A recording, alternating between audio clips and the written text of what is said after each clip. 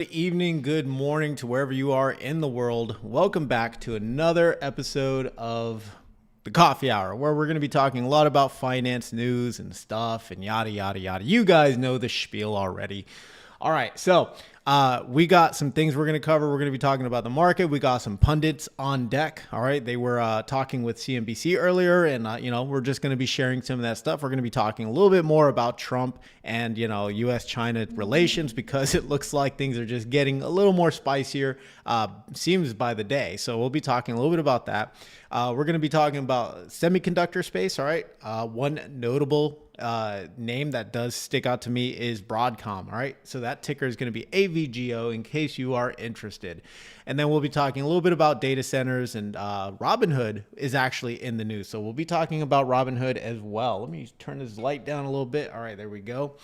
So yeah, we got a whole lot of stuff, and then we'll end the stream, of course, with the market updates and my portfolio updates. All right, so hopefully we get through the stream, no issues. All right, I see my audio is working today, so that's always a good thing.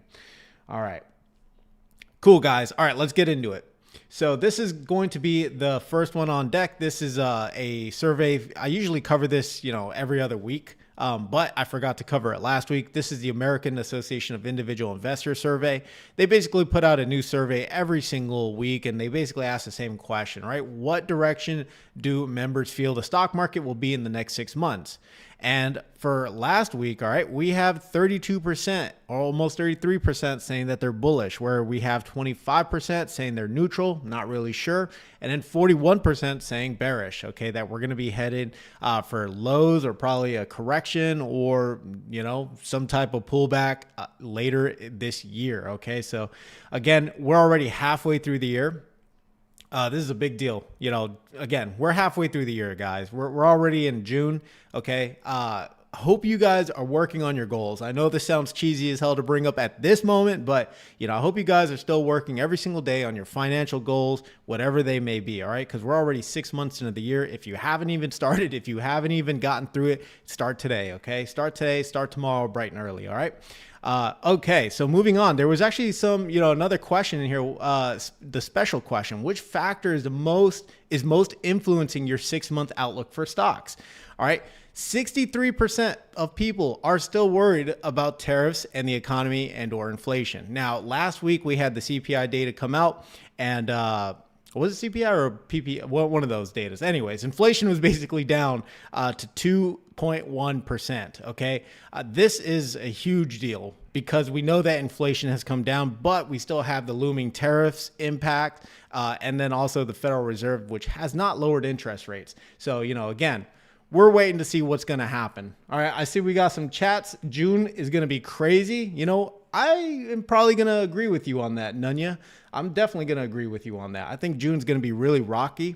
But again, we'll see. May was nothing but reaching, I won't say new highs, but the recovery was really quick. And again, that was on a slew of just good news. All right, so we'll see how June is. Again, we need good news right now. This is a news-driven market. Fundamentals, never heard of her, right? Never heard of her, never heard of that word. Throw that out the window. Right now, we need good news. Eagle, hey, welcome. All right, so corporate earnings was, again, the corporate earnings is not even a big deal. It's not even at the top of mind for people. All right. You guys can see 63% of people are worried about tariffs, economy, and or inflation. Valuations, don't even know what that is. Who cares about valuations? All right. We need good news on tariffs, the economy, and or inflation. Monetary policy interest rates, Federal Reserve, who cares? I don't care if we stay at, these rates all the way through the end of the year. It's not a big worry. Again, this is coming at 8.9%. This is just crazy. And then whatever other is, right? It's just crazy that people are really still worried. And I mean this lightly, but are still worried about tariffs, the economy, and or inflation, right? I mean, the tariff stuff is still coming. Excuse me. We still have to worry, until I think like July, the first week of July is when all the tariffs should technically be turned on if deals or arrangements have not been made.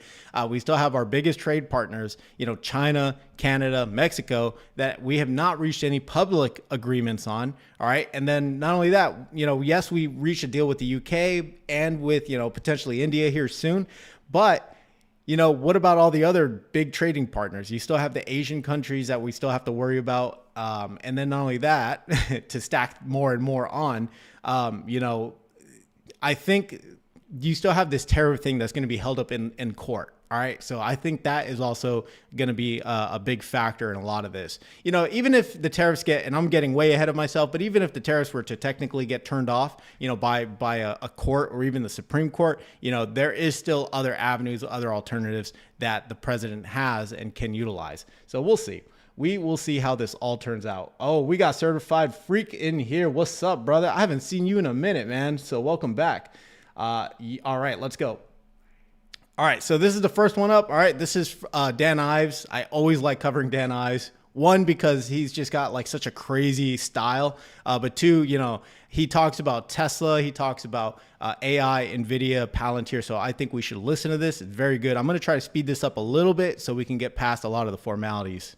Tech Research Managing Director, Senior Equity Analyst at Wedbush Securities. Your name is the name everybody breathes when they talk about the Mag 7 and Tesla and Nvidia. Dan Ives said this and Dan Ives said that. And you've been bullish and you've been pretty much right over the many years. This morning, I want to get to some of the headlines that I know are coming up. But, what's on you? I didn't see your notes today. When you woke up this morning, what was the first thing you thought when you thought about this market after an incredible May? I mean, Nicole, I think new all-time highs for tech are on the horizon, because in my opinion, this is just the start of the next stage of the AI revolution playing out. And I think, look, the tariffs obviously continue to be in the background, and that's going to continue to come up in terms of the volatility. But I think the reality is, bar's going to be worse than the bite. And I think Trump administration further and further would just take steps back from the cliff. That's sort of our view.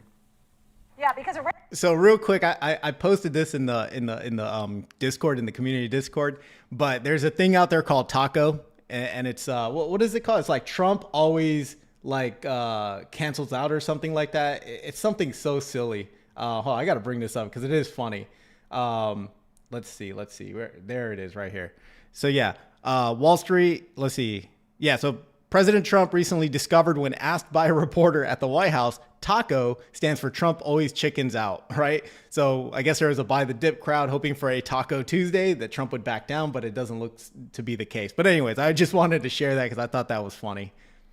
Originally, you were very worried that we were pushed back decades with the Trump tariffs and all that. You were extremely worried. But now you're back to the rhetoric of new highs and the AI revolution, and you expect new highs for tech. When would that be? 6 months, 12 months? I think close. I mean, I think as we get towards summer, into fall, you're going to have deals on the table, whether it's India, whether it's Vietnam, whether it's South Korea, at least some framework of deals. And then I think it speaks to where the spending is. I mean, you go from chips now to software. And I think software is really going to be where, in terms of AI revolution, that's going to be a huge driver. And then you look at the autonomous future, robotics. I mean, that right now is kind of going to be like where the next stages are of AI spend. Yeah, we have Tesla coming up with its whole event now in Austin, right? I mean, that's around the corner. What is that, June 9th? So robo-taxis, more maybe on full self-driving. Some of your thoughts there? Look, I think it's $1 trillion of value to Tesla's stock. I mean, to me, it's going to be a golden age for Tesla led by autonomous. And now you got the biggest asset of Tesla, Musk, clearly refocused, which I think is so important into this next chapter. And I believe that's how you're going to see a $2 trillion valuation for Tesla. I think a big piece of that is autonomous and robotics that's going to drive that. So again, for any of the Tesla bulls out there, anyone holding Tesla or thinking about Tesla, Dan Ives is basically saying his bull thesis for Tesla is that, they have so many tailwinds for them. Not only is Elon back at the helm, but they still have robotics. They have the Optimus bot. They still have autonomous cars coming out, right? That could potentially replace a lot of taxis or that whole taxi job in major metropolitan areas. They're starting, I believe, in Austin, Texas. You still have one of the biggest competitors out there from Google, Waymo is out there. But Tesla's looking to, basically take that over. So, they're going to be introducing their own Tesla lineup of automated robo-taxis. It wouldn't be far-fetched to say, other things will eventually come online in the future. Imagine if trucking gets impacted, like if trucking gets replaced by autonomous cars, right? Autonomous trucks. That will be very, very exciting. All right. So again, this is all good stuff, but they still have some headwinds. All right. Some of the bigger risks to Tesla right now is they are losing a lot of market share to BYD in both Europe and China. So, in the United States, we don't really have BYD. So Tesla's okay from there. But again, losing that market share is obviously going to impact the bottom line. So we'll see. We will see. So right now, when you see Tesla stock, you think with a $2 trillion valuation, what does that mean for the stock price when Tesla today is at 341? Where does this go? I mean, I think this could be a double next 12 to 18 months. I mean, that's our view. $500 is our base case, 600 bull case. But it speaks to my view that the biggest part of the value in Tesla is ahead because of autonomous and robotics. And I think when it comes to physical AI, Tesla and Nvidia, the two best pure play AI names, along, of course, with Palantir. I was looking at some of the numbers. I mean, is this hogwash? I mean, does it not matter that, BYD was up 40% with its sales, XPeng 230%, while, Tesla numbers were falling? The sales in China, the sales in Europe, it didn't look that great for Tesla. I'm not saying Tesla's not absolutely great. I'm just saying some of the others just have some really impressive numbers. We'll skip this. Going forward. Although clearly you do have to see a rebound in China. You have to see some through Morgan Stanley. I guess that's neither here nor there. It's not really publicly traded, but it does take Musk's attention. But I think you called Elon Musk and told him, get out of Doge and get back to work. Is that what you did? So he did that. And again, believer in Tesla and such a believer in Musk. It's not coincidental the stock's done what it has since he announced that, because this. Which names would you pick? I mean, look, right here is really good. Hold on. I got to back up here. The Mag 7. Which names, if someone said, I want to make some money, which names would you pick? I love this. I mean, look, I believe on the cloud play, it continues to be Microsoft. That's the one. As we go into the next stage of AI, I think that could be a $500 plus stock. So to me, Microsoft's the one front and center that sits there. When you look on the software side, I believe Palantir in the next 2 or 3 years is $1 trillion market cap. I think that continues to be underestimated in terms of what they're doing and how they're really driving the future when it comes to core AI. And then we've talked about Nvidia, $4 trillion, then eventually $5 trillion. There's one. All right. So just real quick, Microsoft is a hyperscaler, right? They are one of the biggest hyperscalers. You have Google and you also have Facebook, right? Apple, not so much. Apple really hasn't done a whole lot, in my opinion. I mean, they have like the I don't know what to call it, the basic consumer, like you and I don't even know what the proper word is, right? The basic customer.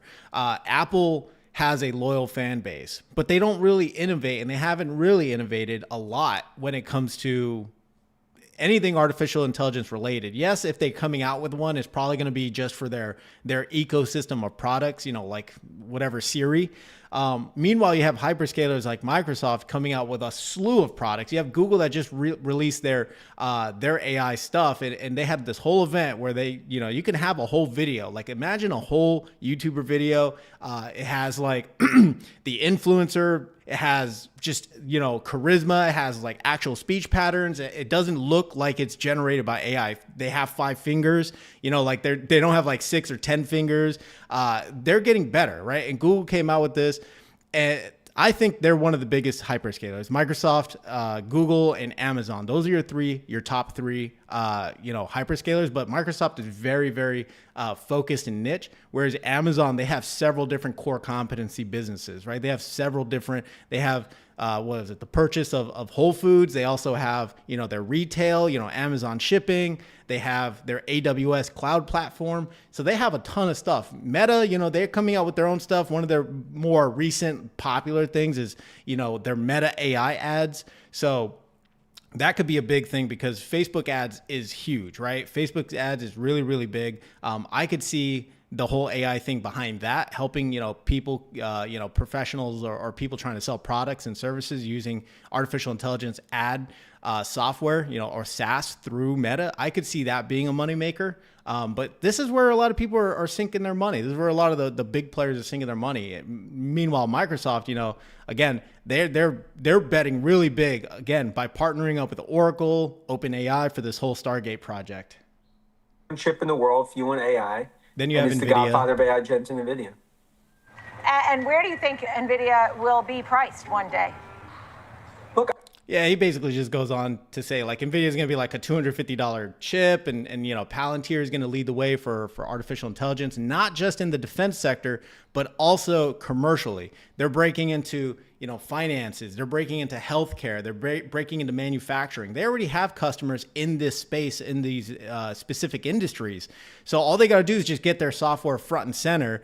And once more and more commercial adoption happens outside of government contracts for Palantir, I predict Palantir is going to have an absolute rip all the way to the right, up and to the right. So anyways, we'll move on from this video. All right, we're going to move on to our other favorite pundit we like to listen to, and this is Tom Lee from Fundstrap. He's basically talking about his predictions for a year-end target, and he gives kind of his own thesis, right? So we're talking about the S&P 500. June, our first guest today says the current market looks more like the start of a new bull rather than a late cycle bull, and that could mean some good buying opportunities. Joining now is Tom Lee, Fundstrat Capital CIO. I love this dude. And head of research and a CNBC contributor. He's very calm, even in the face of adversity. But this time the markets have come back to you in a big way. Because at this point, I think they've exceeded your targets they were a couple of months away from where we are right now, and we're already there. So you're raising your targets overall? Yes, I think, when at the April lows, we thought we could make a move back to 5,500. Right, we're at 5,900 on the S&P. That's right. But our full year target was 6,600. So I think that's still a reasonable expectation. You never changed that? We haven't changed it. Never did. Even on April, week of April 2nd or 7th or 2nd, you didn't change it. No, it felt very shaky because that would have been, a couple 1,000-point move needed. But now that I look at 2026, I think businesses are in better shape now than they were in February. So I think making 6,600 actually seems more achievable today than it did in February. And you think a bull market started April 7th, or a new bull market started April 7th? In everything, because the NASDAQ already... Just for any new listeners, Tom Lee is it Tom? Yeah. God, I'm losing my mind over here. Yeah. Anyways, this guy's, considered a perma bull, but not only that, April 7th, the day after April 8th was considered, a new bull market. It was our lowest low right after liquidation day, liberation day. So he believes that basically we're in this new bull market and we're going to see new highs at the end, right? So this is really this is going to be awesome, right? So this is, again, just his idea. He also put out a piece saying that Bitcoin was, reaching its all-time highs, and that's an indicator that the S&P 500 is also going to reach new all-time highs. Of course, nobody knows exactly when, the date or anything, but they're just putting out these predictions. If you just use 20% to measure what is an actual bull market, people think we need a broader indicator, a broader reason to call something a bull. But at this point, I think the S&P is also in a bull market. Yeah, I think that the waterfall decline into the April lows was such a reset of sentiment. People talked about Armageddon, and we saw some of the most rapid deleveraging of hedge funds ever, and a collapse in investor sentiment, and a huge change in positioning. So those are, I think, things that look like what happens in a bear market. And the ISM has never broken above 50 in a sustained way. Market tops usually need an ISM to stay above 50 for a period of time. So I think we're at the start of a bull market. And as I look at 2026, I think housing could actually be a big lever to pull next year. What do you think? So I'm just going to end it right here because we got a whole piece on real estate at the very end of this stream.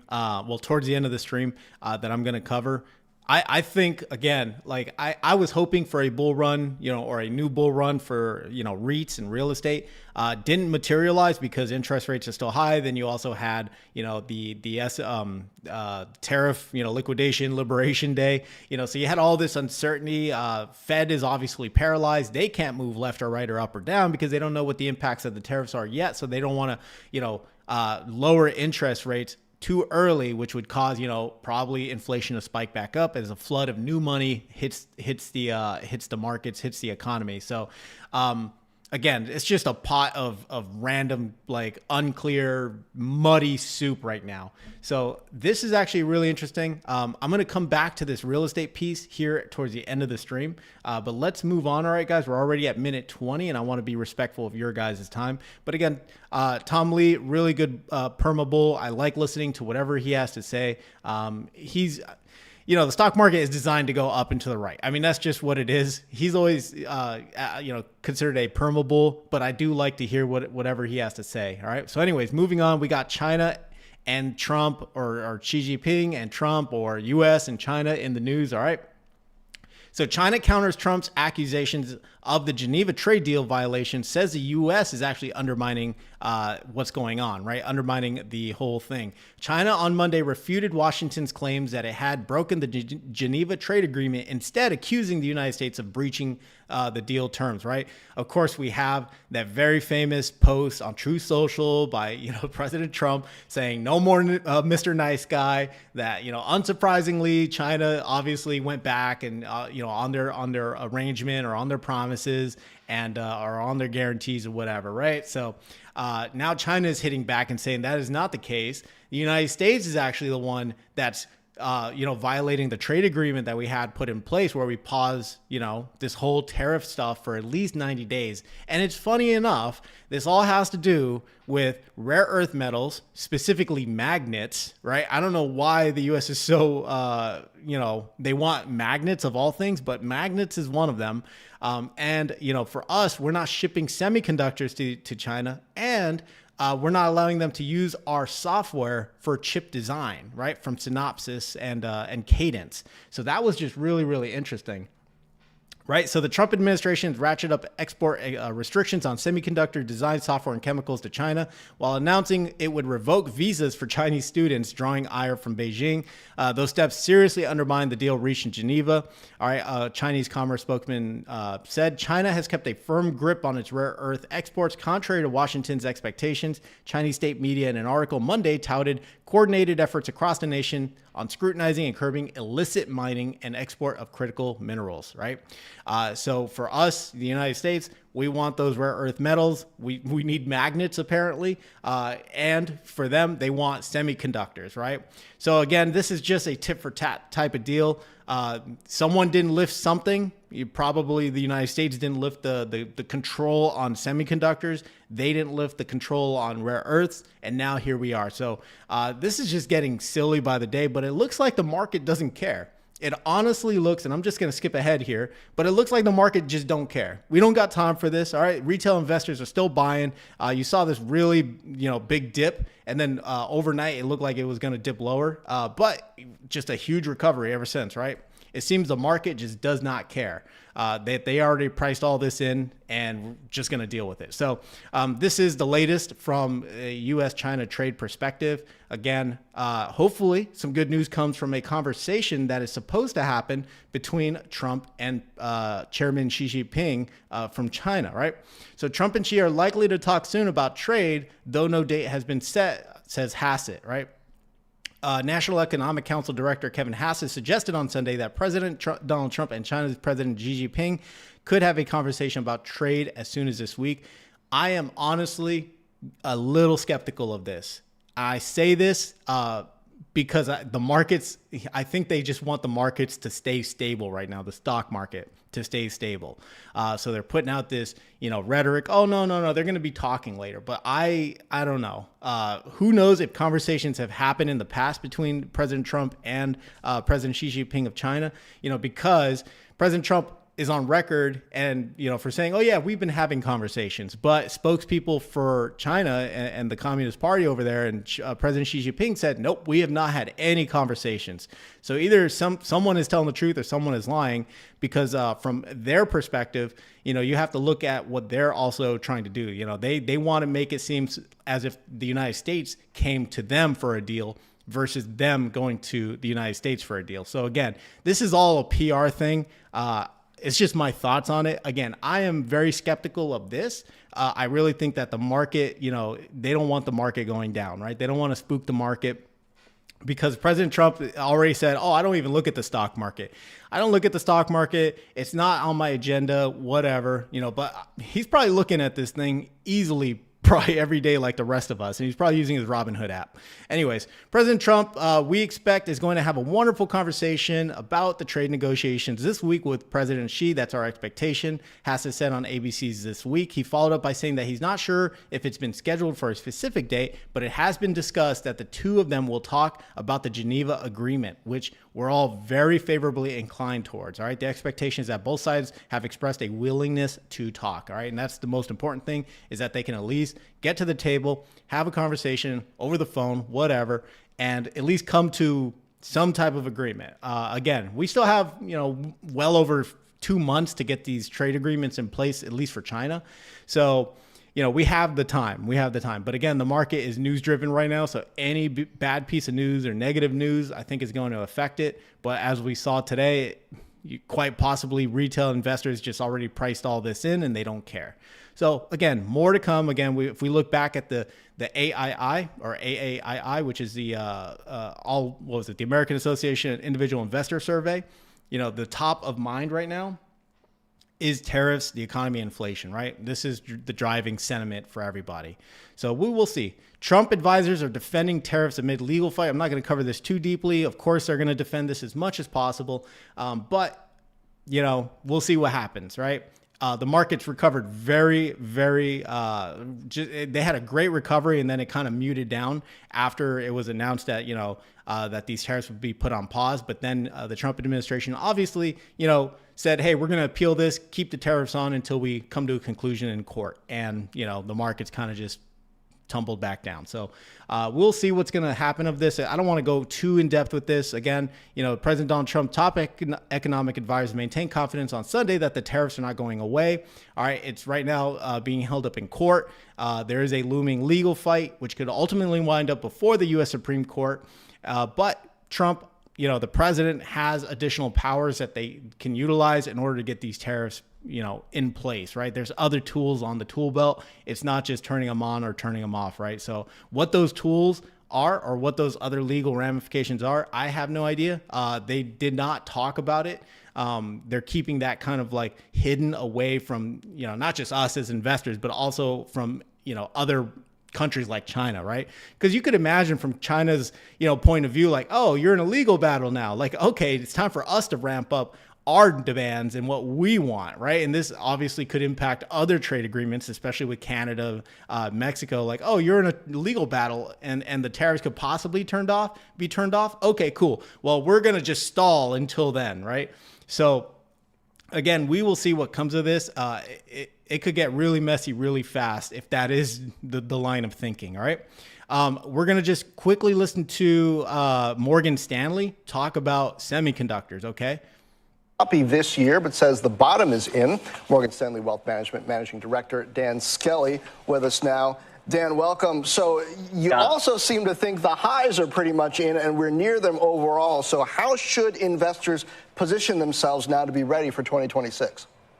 Sure, John. Thanks for having me. And so, look, this year is shaping up to be like a range-bound environment, which at its core frustrates everyone, right? The bulls get frustrated that you don't sustain much momentum past this kind of 5,900 level. The bears get frustrated that they can't push their shorts much below the 5,200 level. So we are in a range, and it's capped by this idea that the full extent of earnings downgrades hasn't really happened yet. We don't know the final clarity around where tariff levels will finally net out. And in the best case... So again, we talked about this earlier. We don't know what the actual impacts of tariffs will be having on the companies, or the market in general. Yes, we had a great quarter one. We had a great, or we're going into quarter two. We still don't know what the impact will be for these companies with tariffs actually, right?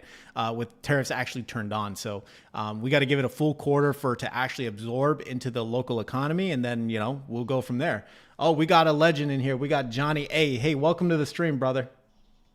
Scenario, they're going to be substantially higher still than they are over the last several years and decades.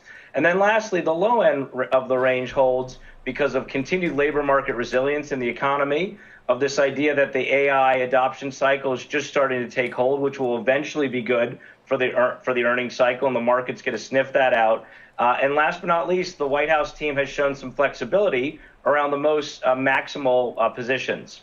So that's talking S&P and range bound. What about this mix between domestic and international? International has been doing better over the last couple quarters, especially to start 25. Should investors believe overall that despite all of this tariff uncertainty, that shift toward better international performance continues or no?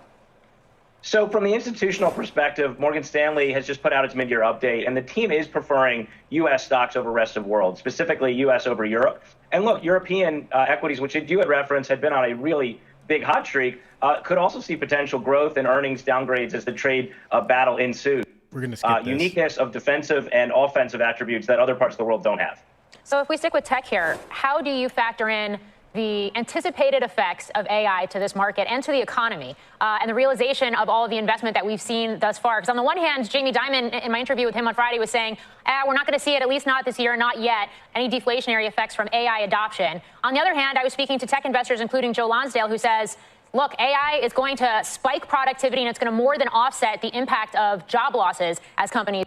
So just real quick, we covered this on Friday, how artificial intelligence can actually end up replacing more jobs than we think. And the administration right now just doesn't want to admit that, but you can look at the pattern. The administration right now is moving not towards, low end, manufacturing like T-shirts, right? But moving towards higher end, precision manufacturing, things like, artificial intelligence, chip design or not only that, they mentioned a lot of like maintaining these data centers or the robotics that go into these manufacturing, facilities. So if, AI is here to stay, and if AI is here to take away people's jobs, a lot of jobs can be impacted. Right now, it's just, like prompts on a screen, right? It got rid of a slew of entrepreneurial jobs, copywriting, marketing.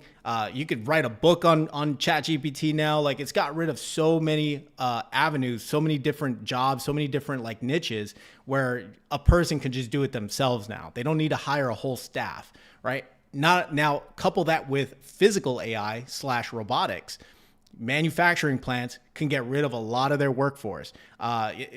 Jensen was at, CEO of Nvidia, Jensen was at a dishwasher area, restaurant of some sort. And, he's just going through the kitchen. Imagine how many things in a kitchen can be, automated. So again, I think the administration is not really they're tiptoeing around that and saying how, trucking, take trucking, for example, how long before there's automated trucking, right? Or trains, intermodal facilities, all that stuff. Imagine how many jobs could potentially be lost. So it's going to be interesting. It's going to be crazy over these next couple of years as artificial intelligence continues to seep into the broader economy, the broader markets. Adopt AI too. How do you think about it? Such an excellent question, Morgan, and a couple things to unpack there, right? So in the first quarter, the Magnificent Seven as a group reported 32% year-over-year earnings growth. The S&P 493 was around 8%. So you're still seeing 4 times the amount of growth coming from Mag 7 than the rest of the market. And look, importantly, as you alluded to, let's go back 6 to 9 months ago. The Mag 7 included not just the beneficiaries, but the biggest spenders related to AI. And as that group took a breather 6 to 9 months ago, people were still waiting for the return on investment. Now you're finally starting to see that play out, not just, again, within that same group of the spenders as well as the beneficiaries, but it's broadening out. You're seeing it in software. You're seeing it in consumer internet within the tech space. And then to your question, we do think coming in next year in 26, you're going to finally start to see the Fortune 100 start to better quantify and thus validate AI adoption. That's going to play out across financials, manufacturing, and healthcare. So again, manufacturing, healthcare, and the financial services. These are the 3 big areas where AI is going to have the biggest impact. And I think Palantir, personally, I think Palantir is set up to really take advantage of all of that. Their software is being used in different ways other than Department of Defense usage, where they just basically find the bad guys. It's being used in a completely different way for manufacturing, for healthcare, and for the finance services for finance services to detect, abuse or fraud. What used to take, and we, again, just covered this on Friday, but what used to take, an analyst or a room full of analysts 2 months to solve, Palantir was able to solve it in 2 hours, right? It was able to identify and detect fraud. So that is just absolutely crazy, right? That's absolutely wild what that software can do. So moving on to Broadcom, all right? This was basically what he was talking about. But Broadcom pops as Morgan Stanley expects ASIC growth inflection, all right? I've talked about Broadcom. Broadcom makes up, part of my, new Mag 7, whatever you want to call that. I don't care. I call it the Titans. You can call it whatever you want. But Broadcom is at the top. It's already over $1 trillion. Broadcom has a slew of subsidiaries under them from mergers and acquisitions from previous companies that used to be around. Some of the notable ones is like Brocade, Symantec, and I think they took over a cybersecurity firm. I can't remember which one, but yeah, they have a slew of stuff, and they're a semiconductor company. This is a semiconductor company that's used in almost just a ton of electronics. And not only that, but they have a whole networking side as well, right? Where they have like the Ethernet connections and the network ports and all that other stuff. So again, a really, really big company. And I could see this continuing to grow, right? I'm very bullish on the semiconductor space. I see Broadcom as being one of those key players in the space. If you're looking for something outside of the Mag 7, Tesla, Nvidia, Apple, Google, Microsoft, Amazon, if you're looking for something outside of the Mag 7, I think personally, Broadcom would be somewhere in there, right? So while Broadcom has multiple irons in the fire, their custom ASIC revenue this year will be mostly driven by Google, a mature customer that we have moderate growth expectations for the year, said analyst Joseph Moore. There are other two big other customers shipping volume. They are Meta and ByteDance, right? Or they're assumed to be Meta and ByteDance, right? But we assume revenue contribution will be the modest this year. We don't expect to see significant ASIC upside this quarter. ASIC is basically a chip. It is a custom chip used by Meta and used by Google, right? They don't want to keep buying chips from Nvidia, so they're coming out with their own specific ASIC chip, right? But I covered this in another video. Nvidia is going to kill it. And the reason why is because they basically won this game. They made their software, their CUDA libraries interoperable with ASIC chips, with custom chips, right? On a licensing agreement, right? So that's absolutely crazy. That means you can have a mix and match batch of hardware, specifically like ASIC chips, which can use Nvidia software and interoperate with Nvidia chips. So I think that is a huge value add for Nvidia. So again, when I talk about demand for Nvidia and why I'm so bullish on Nvidia, they're just killing the game. They're just absolutely killing the game.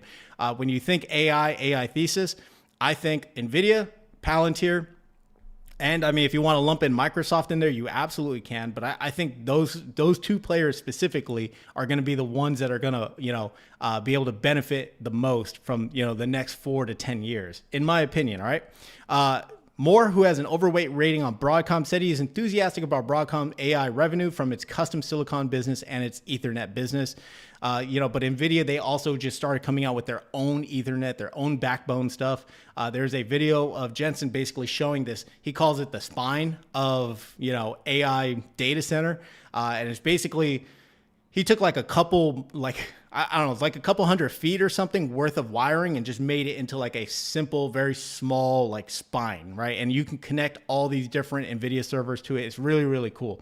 But we note that this stock feels much more widely owned than other AI names, including NVIDIA at this point, which is a bit surprising. Moore added that positioning has us a bit more constructive on NVIDIA, but Broadcom does have very strong opportunities, and the networking market should favor them over Nvidia long term. And I would agree. Broadcom is a networking company. That's what they are known by. You can go to any computer store and look at the Ethernet, hardware or networking hardware. Very highly likely it will have some type of Broadcom in there, right? I mean, that's just me from being in IT for so long. That's just how I know Broadcom. So like I said, if people are looking for something outside of the Mag 7, I think Broadcom would be a top contender for people's portfolios. It definitely is for mine. I own Chippy from YieldMax. However, if Roundhill comes out with something for Broadcom, I might have to make a decision to move to the Broadcom, weekly pay ETF, because I really like Broadcom. I still want to do a lot of deeper research on them, but again, they reached a $1 trillion market cap. They're the second semiconductor, right after Nvidia. But again, for a company like Broadcom, that's a run-of-the-mill, no thrills, no frills type of company to come out of left field, I think Broadcom just has bright days ahead of it. So anyways, Applied Digital shares ripped 48% higher on a $7 billion CoreWeave AI lease agreement. All right, we're at minute 40, so we're doing okay on time. So CoreWeave, in case you guys don't know who CoreWeave is a NVIDIA-backed company, right? They basically are going to handle a lot of the data center stuff for OpenAI. So, for Stargate, right? So CoreWeave struck a deal with Applied Digital to lease out some of their space, right? To basically lease out their space over the next, I think, 12 or 15 years for $7 billion. So Applied Digital, the data center, had their shares go 50% higher. So absolutely crazy, right? Whoops, that's for later. Here we go. So Applied Digital, you guys can see this rip right here. Just absolutely crazy. That is a crazy rip. I mean, like that, like that is wild. Anyways, let's go back. Where are we? Right here. So anyways, shares of Applied Digital, ticker APLD, rose 48% after the company said it signed 2 long-term lease agreements with CoreWeave for artificial intelligence data centers. And guess where they're going to be buying the hardware for those data centers, right? My opinion, it'll be Nvidia. Okay, Nvidia-backed CoreWeave climbed about 8% following the announcement. Applied Digital said it expects $7 billion in rental revenue during the approximate 15-year period. The price is set upfront, including annual escalators, regardless of actual project costs. All right, according to the presentation shared with investors, through these newly signed long lease terms with CoreWeave, we are taking a step forward in our strategic expansion into advanced compute infrastructure. All right, again, going back to the big 3. The first one, you're going to need power. All right, power. This is why Trump signed executive orders to get nuclear power fast tracked. And then you're going to need compute, AI infrastructure. All right, the backbone. You're going to need networking. You're going to need hardware like from SMCI Supermicro. Right, they are partnered with Nvidia. You're going to need the hardware to run the AI software, right? Stuff like ChatGPT, stuff from hyperscalers like Microsoft. So again, if you these are the 3 things that are going to be so important in the future in these next 4 to 10 years. All right, power, nuclear power specifically, and there's a whole bunch of stocks that are tied in with nuclear power that also had a huge pump. But you're gonna have hardware, SMCI, Broadcom, Nvidia. You have MU Micron Technologies. You're going to have AMD is another huge one, of course. How can I miss AMD? Once you have the hardware stack all figured out, then you move into the software stack. So again, really cool stuff happening. All right, so just so you guys know, this is what data centers, these are concept art for data centers, right? Or for data center campuses. Okay, this one right here, this is a concept for one that's being pitched in Brazil, all right, which is, I mean, just look at this. Look how massive this is, right? So this is a concept art for a data center. Here's what an actual data center looks like. This is for Stargate. This is OpenAI's, Oracle's data center right here. This is in Abilene, Texas. Okay, so they have this one massive data center right here, 4 buildings. It's gonna have HVAC, electricity, all that stuff. And then over there, they're gonna build probably another extension of this, right? So this is a very huge data center campus. And this is what nations are moving towards. This is what the United States is moving towards. This is what the whole Middle Eastern tour was about. This is probably what China has as well. They probably have massive data centers over there as well. And now you have to include probably the EU, the UK, right? They're going to want their own data centers, their own massive data center campuses, right? Here's what the one in, I believe this is Saudi Arabia. This is what one of the clusters looks like, okay? This is huge. This is probably easily a couple football fields, all right? Just to give you some perspective. This is a massive data center campus. Easily could see more and more countries adopting it. And guess where they're going to buy all their chips from? Nvidia, AMD, all right? SMCI, okay? I'm just being honest, probably Broadcom. Broadcom's definitely going to be in there somewhere. And then, all the software to run all that stuff. You're going to have Microsoft being the hyperscaler. It's just getting really stupid. It's getting crazy. So we already covered this. So just so you guys who don't know who Applied Digital is, this is their website. They're just basically a data center that leases out space, right? So I was actually surprised this is not a REIT of any sort, because there are a lot of very popular REITs out there that are data center driven. DLR, Digital Realty Trust, and Equinix, EQIX are 2 of the most notable names. So it's interesting to see CoreWeave and Applied Digital, because both of these are technically data centers. These are not real estate related. So I just thought that was really interesting. TSM, thank you, Padre. Yep, thank you. Yes, TSM, Taiwan Semiconductors, probably going to be one of the biggest beneficiaries of all of this, because they have to produce the chips for Nvidia and AMD. So of course, yes, thank you for mentioning TSM. I totally forgot about them. AMAT, I heard that name. I haven't done any actual digging on AMAT, says Citizen of the Year. Well, Citizen of the Year said AMAT, but I keep forgetting who they are. But yes, AMAT is another one. For those who are new watching this stream, Citizen of the Year has a great video on ASML. I keep talking about it because it is still a great video in my opinion. Recommend people look at that. But ASML, again, ASML, TSM, and Broadcom AVGO, these could be top contenders for people's portfolios if they don't want to buy into the Mag 7, or if they are in the camp like I am, where I think, there's better opportunities outside of the Mag 7, right? So just my opinion is all. Of course, do your own due diligence, etc.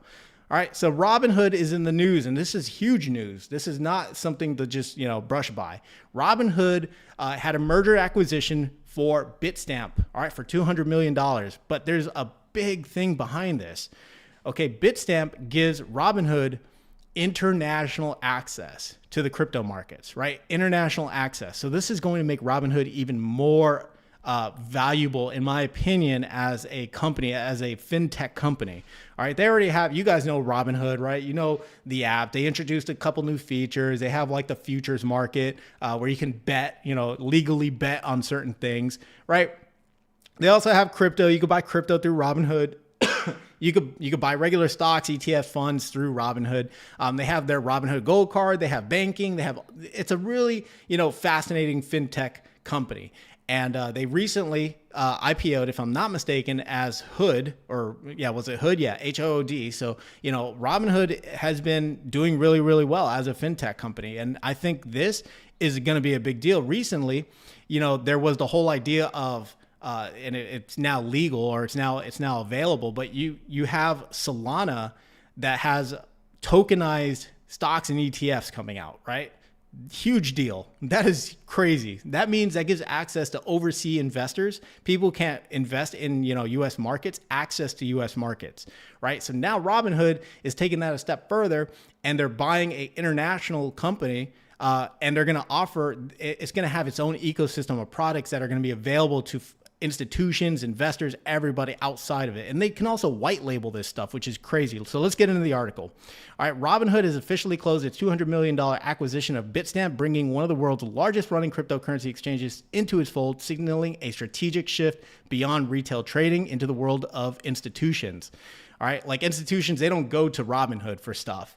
The all-cash deal, first announced last year, gives Robinhood an immediate international footprint, including more than 50 active crypto licenses across Europe, the UK, and Asia. This, I think, was absolutely smart by Robinhood, because why go out and get those licenses, which can take years and cost probably hundreds and thousands of dollars, when you could just acquire a company that has everything you need already? So again, this is a big step for Robinhood to get out into the world. All right. The all-cash deal, first announced last year, gives Robinhood an immediate international footprint. I already covered this. For Robinhood, the deal marks a move into deeper waters. Institutional crypto flows, lending and staking infrastructure, and white label crypto as a service products built for hedge funds, fintechs, and registered investment advisors, all of which require robust systems for custody, price discovery, and settlement. All right. I wouldn't call it necessarily a pivot, says Robinhood's crypto general manager, Johan Kurbot. For us, it's combining the strengths of the two businesses. We are one of the largest retail marketplaces in the United States. They have products that we don't have, like order books, crypto as a service, advanced APIs, and lending and staking. And thanks to that, we'll be able to get into the space without starting from scratch. Again, when companies, instead of trying to develop their own stuff, what they'll end up doing is just doing a merger acquisition. They'll just go out and buy a company. Okay. Google did that recently. They ended up buying a cybersecurity company for, a couple hundred, or I think it was like $1 billion or something. But they ended up buying them because they want to directly compete with Microsoft. And this company that they bought, I can't remember the name at the moment, but this company already had a bunch of the, Fortune 100 companies as clients. So they don't even have to go out and try to pitch this, new product, service, or cybersecurity software to anyone. They already have someone who's very successfully doing it. So now they can just acquire them and then continue acquiring new customers. And this puts them in a battle directly with Microsoft, right? So really interesting stuff. So another one, yes, check it out. Thank you. Yes, Marvell. Yes, Marvell is a big one, but their share price got hammered recently. I have to do a little more digging into Marvell. I know they had earnings recently, but I haven't had the time to actually look through their stuff. All right. So, man, we got so many comments I'm going to have to go through here in a minute. All right. Last piece of news, and then I'll get to the comments. Market updates. We're at minute 50, so we're running kind of short on time. I want to make sure I'm respectful of your guys' time. So this came out from Commercial Real Estate Daily. Commercial real estate recovery holds, but the maturity walls which is probably a hurricane at this point, and distress loom, okay? Commercial real estate transaction volumes have continued rebounding in 25, but distress levels and loan maturities suggest turbulence, okay? Loan maturities means that the loan is coming due, okay? Usually when these big institutions or investors, these real estate investors go out and purchase a building like this, they're going to take a loan, and that loan is going to be due in probably a couple of years, right? Depending on what it is. If it's a what's known as a bridge loan, usually those are only good for 2 years. And a lot of people bought these bridge loans back in 2020, 2021. So they're long overdue. But what banks were doing was extend and pretend, right? Because they're waiting for the interest rates to come down. So they're keep extending these loans because they don't want to own a building. Banks do not want to own a building. So, what they most likely will do is just like, okay, we'll give you another year, to get through this, right? Because they're also waiting. You have a whole industry waiting on lower interest rates. But again, I don't know if it's coming this year. We could see in 2026. That probably seems more likely now. But let's move on. So $625 billion in commercial real estate loans are set to mature in 25 on top of the already $520 billion previously extended from the previous years. Okay. That's $1 trillion. That is a tidal wave of loans coming due this year alone, right? That is crazy. That is a crazy amount of money. If this doesn't get addressed, I think this will be the next wave of crap that we as investors are going to have to deal with, right? Because the administration is going to have to address this. And they are trying to address this by getting Jerome Powell to lower the damn interest rate. But since they can't do that, they're trying to focus on the 10-year treasury, which still is very, very high. So again, I think this is a huge danger for, real estate investors, commercial real estate investors, or even investors in REITs, okay? This could definitely impact a lot of REITs. But this is why you have to be selective in the REITs you own and make sure that, not only are they not over leveraged, that their, debt maturities are at least 5 years, right? 3 to 5 years at a minimum. So that's a big, big point there. So just moving on again, distress rises again. Distressed commercial real estate assets surged 31% year over year in Q1 2025, driven largely by the office sector, of course, because everyone's working from home. People are not going back to offices. And there's a lot of offices that are converting now to multifamily, converting to apartments because they can't put bodies and they can't get renters. So this is, again, it's just another thing going on in the market, right? This marks a reversal in the previously moderating trend of net distress, underscoring uneven recovery across property types. All right, a maturity wall is in sight. Loan extensions have become common, extend and pretend, particularly for office properties. All right, $625 billion in loans are maturing in 25, with banks who hold 46% of that volume showing some flexibility. Still, borrower and lender strategies hinge heavily on rate expectations and market conditions, i.e. rates coming down. We need the rates to come down, right? And we still there's actually a lot of good, tailwinds for the multifamily sector because new buildings are not coming online because it costs so much to build a new home or build a new apartment complex because, the cost of debt is still so high that a lot of these, builders, they don't want to use that. They can't. And not only that, top that with tariffs, just increasing the price of everything. These builders are kind of screwed. So, if you're investing in multifamily or some type of housing, this is seen as probably a tailwind. As long as, your debt is under control, this could be a tailwind for a lot of real estate investors. So, moving on, let me check the poll. We'll check the comments and then we will end it all off with market updates and hopefully a portfolio update, guys. All right, so here we go. The poll for today was, what are your price predictions for the S&P 500 end of year? All right, 32% of you said we will be hitting 6,600, no doubt. And that's coming from, I believe, Tom Lee. And then we will end at 32% of you said 6,600. Someone's switching up on me. You guys are screwing me up. Okay, 25% of you said we will end at 6,300 for sure. 16% says it'll be bumpy, but we'll probably end at 5,900. And then 28% of you says, I don't know, I just buy. And I'm going to go with probably the 25% that we will end at 6,300. 6,600 is definitely a high, but we're already through half of the year. We still have a couple of more, months of negotiations to take place. So unless, more good news comes out, I can't see us hitting the 6,600, but I can definitely see us hitting at least the 6,300. Of course, a lot of that will be dependent on, these trade negotiations. Because again, if we look here, economy, tariffs, and inflation is at the top of mind, but we're winning on inflation. But again, we don't know what the impacts of the tariffs are on inflation going forward. Again, you still need a whole quarter for that to really absorb into the economy. All right, so cool. Appreciate everyone taking part in that poll. All right, let's see. It's a Wealthy Life says, I think you do know some pretty good AI ETFs. I do, and I should probably make a new video on that to get those out, because there's been a lot of new AI ETFs that have been hitting the market. If you want to take advantage of the quantum computing play, QTUM from Defiance is an excellent product, in my opinion. Of course, do your own due diligence, all right? But there are a lot of AI ETFs. There's some for appreciation plays or growth plays, others that do high income, high yield plays. So there's plenty of them out there. But I will add that to the lineup of videos to make, all right? Let's see what we got. Let's see. Latro says, it's all about the setup when you buy. You can study a company for a year and it won't matter. I'm gonna half agree with you on that one. Latro, because I did like some very bare bone research on Ondas, and Ondas right now in my portfolio is up like 36%. It's ridiculous. It's a penny stock, but I think this thing could easily get up, up there into a couple dollars. But we'll see. Let's see. Padre says Hood is gonna buy up another broker soon, like Tiger. Wow, I don't know who Tiger is. I'm thinking Tiger Tiger 21, but they're not a broker. But that's interesting. I think Hood, if they see some type of strategic, value add, just like they've seen with their latest acquisition, I could see them buying it. As crypto continues to enter, become more mainstream, especially in the United States, I could see Hood looking for ways to adopt that and looking for ways to bring it more into their fold. Again, why develop something, spend years, thousands of dollars, hire thousands or hundreds of people when you could just go out and buy the company and then probably still come out ahead. So really, really cool.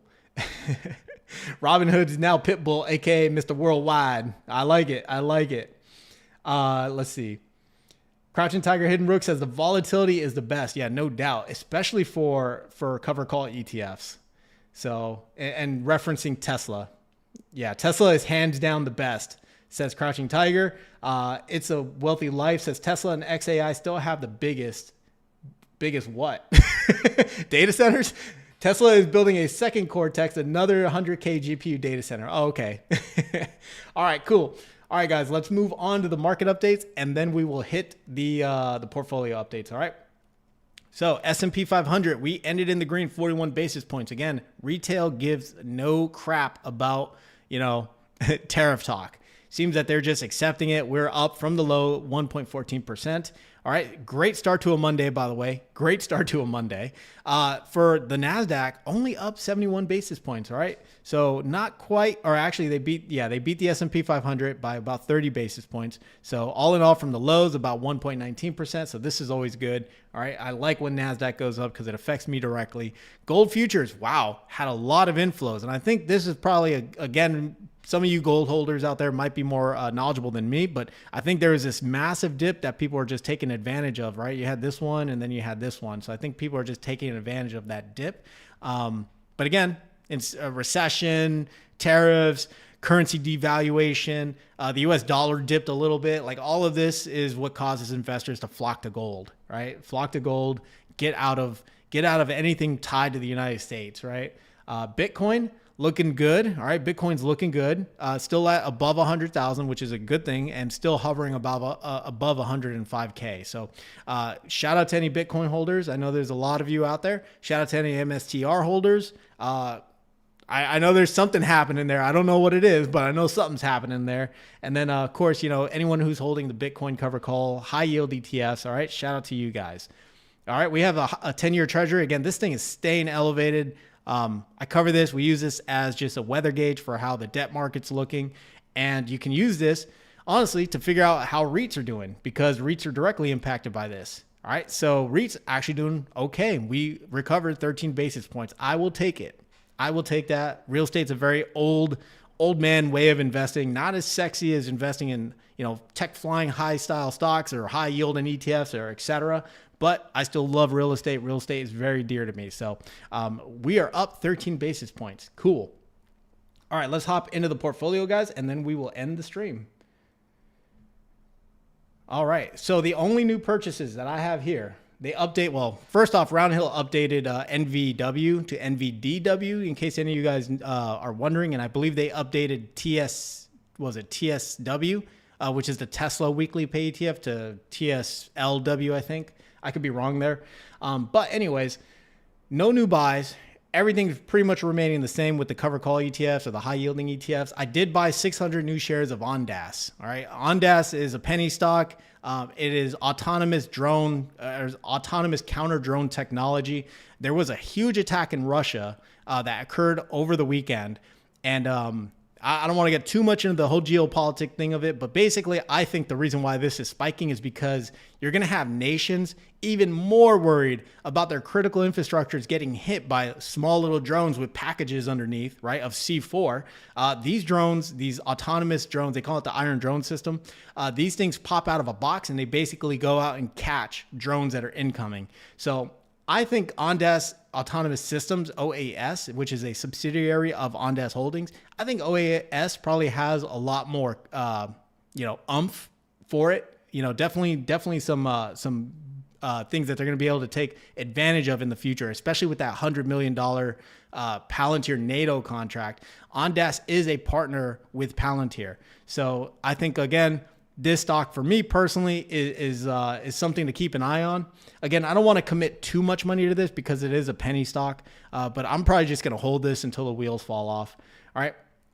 But other than that, nothing new here. All right. Nothing new, no new buys here. All right. Let's take a look at the M1 finance portfolio, which is where I keep, all the REITs, the tech focused ETF, et cetera, et cetera. I know it's not as sexy as the high yield income stuff, but I still like my old man REITs. All right, so here we go. So no new buys here. All right, looks like REITs again are still on a slow, modest recovery. The tech-focused ETF, VGT from Vanguard, that one is still moving in lockstep with whatever the QQQ does. BDCs not doing anything there. Crypto ETF not doing anything there. Although there were some new ETFs that did come out for XRP and Solana. So I'm not going to add them, of course, because I'm just going to hold Bitcoin. But in case anyone wants to look into those, there are some new crypto ETFs in case you want to diversify your crypto holdings in your portfolio without having a cold storage wallet, a hot storage wallet, password, passkeys, keys, yada, yada, yada. You get the drift, right? So very, very interesting stuff. All right. So from the comments section or from the chat, I see Crouching Tiger Hidden Rook says Apple is the worst tech stock to date, and I would have to agree. I would absolutely have to agree. And the reason is because they have been kind of trading like weird. And not only that, they're not coming out with any new technology, right? The latest news you had from them, like their Vision Pro, their glasses kind of flopped. They don't even produce them anymore, I don't think. And then you have them sitting on a boatload of cash, but they don't know what to do with it. Right. So, earlier, sometime last year, they say, hey, we're going to be giving out dividends now. Right. Because they don't know what to do with the money. So they might as well pay their shareholders something. Right. To keep them interested. But honestly, Apple is just a boring company. But that's also their advantage. Right. They were never innovative to begin with. They let all the innovators come out and then do what they do and then have a war with each other like Google and Microsoft. Meanwhile, Apple is sitting there just watching and laughing. And then what they will do is they won't be the first to come out with it, but they will make it the best there is. And I think that is Apple's complete value edge over the other competitors, because the other ones always want to be first to market. Meanwhile, Apple just takes their time, perfects it, makes it the best possible version of itself, and then comes out with whatever the feature or the hardware or the device is. So just my thoughts on that. But yeah, I would agree that Apple's kind of like, I don't see it growing like it has in the past. Let's see. Lacho says, I have XXRP just to play with it. Okay, referencing the XRP ETF. Awesome. Let's see. Tales of Julio says, do you have a Roth or a traditional IRA? I do not personally. I don't have any retirement accounts. I got out of my retirement accounts.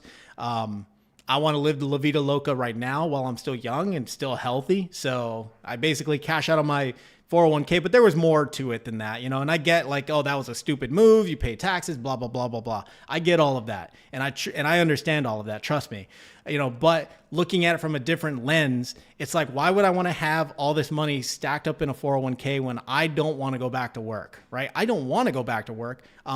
Could I go back to work? Yeah, if I get bored, or if, I just like, I missed the matrix or whatever is what I say. If I missed the matrix, I'll just go back to work. But I still have all of that money. But the retirement accounts for me personally was always an insurance policy, right? It was in case I blew up my accounts or I lost all the real estate I invested into, I would still have a 401k available to me, right? But as I, matured as an investor, as I grew as an investor, I'm like, you know what? Do I really need a 401k? In my opinion, for me personally, I do not. And I know there's probably some financial advisors out there that would lose their absolute minds listening to these words. But again, for me, it's like waiting until 59 and a half to use the money. No, I can use it now, and I could probably honestly use it more efficiently now is probably what I'm saying. So anyways, I just wanted to mention that piece. I had a 401k at one point, or 401k Roth at one point. Let's see. All right. I think that'll probably do it for this stream, guys. I really appreciate you guys joining and chopping it up with me and listening to me blabber on about finance news and Trump and Xi and, U.S. trade and China trade and, all this AI stuff happening. All right. I do appreciate you guys showing up for the stream, showing your support, cutting it up with me in the chat. All right. I'm going to go ahead and end the stream right now. I will see you guys in the next stream. You guys have a great evening, a great morning, a great afternoon, wherever you are in the world. And I will see you guys next time. Take care.